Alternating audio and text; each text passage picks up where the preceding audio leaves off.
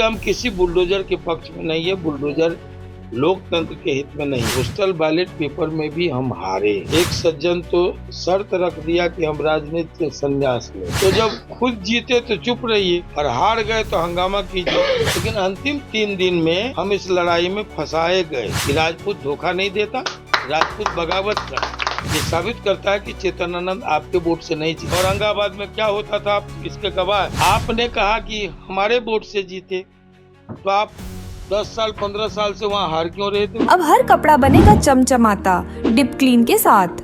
आपका विश्वास हमारा वादा। नमस्कार, बुलेट न्यूज टीवी देख रहे हैं आप और मैं हूं आपके साथ अंगद शर्मा। देखिए, जब जीतन राम मांझी ने बयान दिया कि हम चुनाव हार रहे थे तो डीएम साहब का फोन आता है और इसके बाद हम चुनाव जीत जाते हैं।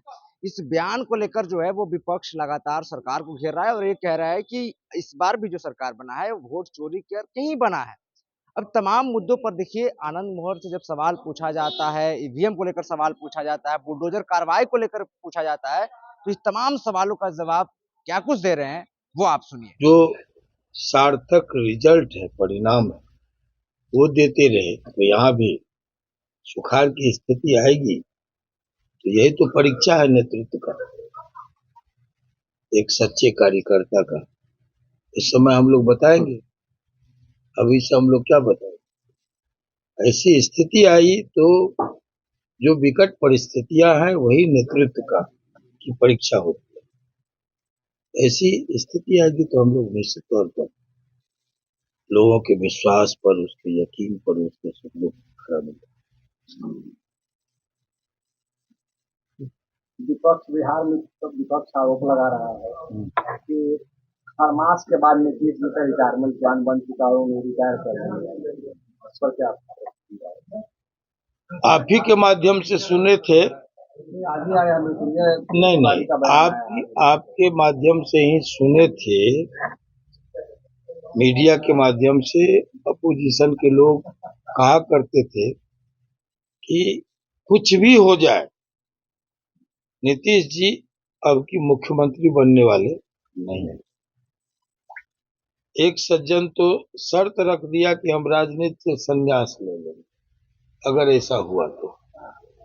हम लोग कहते रहे यहाँ कोई वैकेंसी नहीं है, नीतीश कुमार ही, एक तो हम लोग सत्ता में लौटेंगे और नीतीश कुमार के नेतृत्व में ही बिहार फिर से एनडीए की सरकार बनाएगी। तो वो भी हुआ।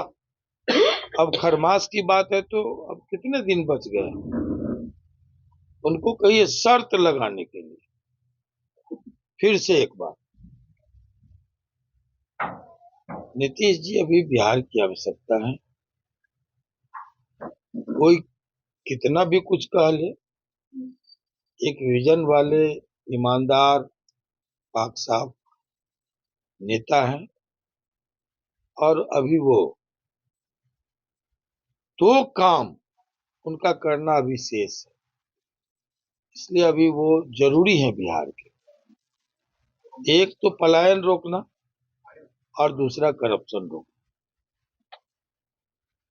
आपके माध्यम से हम नीतीश जी से चाहेंगे कि अगला पंचवर्षीय वो इसी काम में लगा कि पलायन को रोके। कहने का गरज कि लोगों को रोजगार मुहैया हो और दूसरा करप्शन रोके। अभी जो दफ्तरों का करप्शन है वो किसी से छुपा हुआ नहीं। इस पर रोक वक्त का तकाजा है, समय की पुकार। मांझी जी का एनडीए से मोह भंग होते दिख रहा है। किसने कहा कि मोह भंग होती है?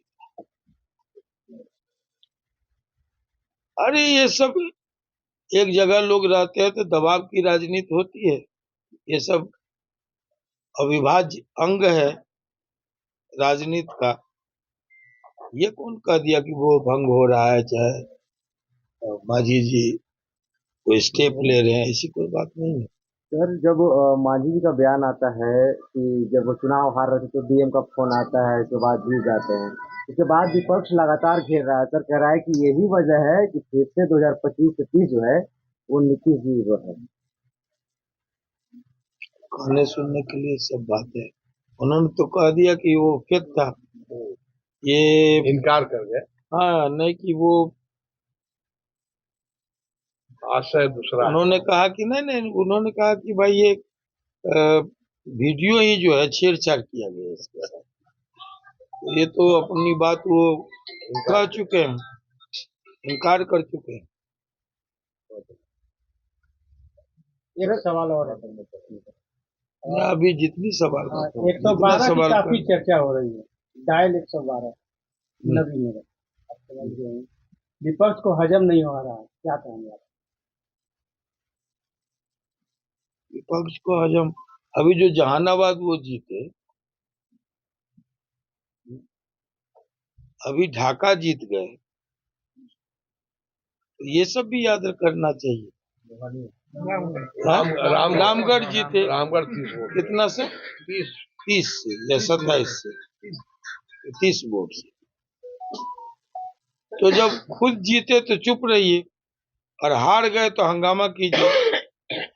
यही तो है, यही ईवीएम है जिससे राहुल गांधी जीत के आए। वही चुनाव आयोग और ईवीएम है जिससे प्रियंका गांधी जीत के आई है। उनके 100 सांसद चुने गए। तेजस्वी जी अगर हराने का होता तो सबसे पहले तेजस्वी जी को हराया जाता, उन्हीं को देखा जाता, लेकिन तेजस्वी जी जीते। ये लोगों ने तो यहां तक कहा कि वो जो पोस्टल बैलेट पेपर से हराया गया, आप इसी की इंक्वायरी कीजिए। पोस्टल बैलेट पेपर में भी हम हारे, हम 138 वोट से जीते थे। पोस्टल बैलेट पेपर की गिनती के बाद हम 112 वोट से जीते, ये तो सच है। और ये कि रिकाउंटिंग में हरा दिया गया, रिकाउंटिंग हुआ क्या? रिकाउंटिंग तो नहीं हुआ, लेकिन लोग कहते हैं रिकाउंटिंग में हरा दिया गया। पोस्टल बैलेट पेपर से इसी दो की परीक्षा हो जाए कि पोस्टल बैलेट पेपर से, अरे वो तो देखिए, यहाँ अपोजिशन की ताकत नहीं थी चेतन आनंद को हराने की, एनडीए को हराने की। यहाँ तो अपनों का धोखा था, जिस पर आज लोग इतरा रहे हैं कि हम इतना कड़ा कंटेस्ट दिए। कड़ा कंटेस्ट कौन दिया? आरजेडी दिया कि हम भीतरघात के कारण इस करे कॉन्टेस्ट में आ गए। हम अगर फंसे इस लड़ाई में 3 दिन के अंदर फंसे, इसमें हाँ अंतिम 3 दिन में हम फंसे, ये तो हम तो लगातार 30,000 से जीत रहे, 25-30 हजार में तो कोई डाउट नहीं था। लेकिन अंतिम 3 दिन में हम इस लड़ाई में फंसाए गए, और हमको फंसाया अपनों ने, साफ साफ कर दिया। दूसरे की, विपक्ष की कहां से हिम्मत थी? अब वो ऑफ द सीक्रेट बात है, कोई छुपी हुई बात नहीं। एक पूरी पार्टी इस्तीफा कर देता है। योगी जी के तौर पर यहाँ पर सम्राट चौधरी भी बुलडोजर जो है वो लगातार चलाने की बात कर रहे हैं और चला भी रहे हैं। देखिए, हम किसी बुलडोजर के पक्ष में नहीं है। बुलडोजर लोकतंत्र के हित में नहीं है, और यहाँ बुलडोजर नहीं चल रहा है। सम्राट चौधरी ने निर्णय किया है, वो अगर हाईकोर्ट का निर्देश है खाली करने का, तो खाली किया करवाया जा रहा है। इसमें बुलडोजर कहाँ? बुलडोजर अब उसको क्या कहते हैं, जेसीबी जेसीबी से हटाया जाता है, उसे हटाने में सहूलियत होती है। अब बुलडोजर आ गया, बुलडोजर आ गया। मैं किसी बुलडोजर के पक्ष में नहीं हूँ। बुलडोजर कहीं भी चले, ये साबित करता है कि कानून व्यवस्था आपका फेल है, तब बुलडोजर चलता है। बड़ी बेबाकी से हम कहने के लिए कहना चाहते हैं कि बुलडोजर लोकतंत्र का हिस्सा नहीं हो सकता। बिहार में सर क्राइम का ग्राफ लगातार ऊपर बढ़ रहा है और विपक्ष के लोग कह रहे हैं कि ये ये इतने मंगलवार क्राइम का थोड़ी है। ग्राफ यही बढ़ रहा है कि आप इतनी रात को कोहरे में हमसे इंटरव्यू यही औरंगाबाद में क्या होता था आप इसके गवाह है। इसलिए क्राइम की परिभाषा मत समझाइए। 2005 के पहले का बिहार आज जाके देखिए, हम आ रहे थे तो देखे कि लड़कियां स्कूटी से जा रही थी। ये औरंगाबाद में होता था क्या? कहीं नहीं होता था पूरा बिहार। ये हम जहां की बात हो रही है वही बता रहे हैं। कानून व्यवस्था में कितना चेंज आया है, सारे लोग अपने हृदय पर हाथ रख करके स्वीकारिए कि कितना अंतर है। एक बात आपका काफी चर्चा हुआ, नवीनगर इलेक्शन में भी शायद देखने को मिला कि राजपूत जो है वो बगावत करते हैं, धोखा नहीं देते हैं। तो क्या ये सब चीजें हुई? नहीं, किसी ने कहा कि चेतन आनंद हमारे वोट से जीते और हमको धोखा दिए। हमको 2 सीट दिया गया और आनंद मोहन की ताकत का 200 सीटों पर इस्तेमाल हुआ।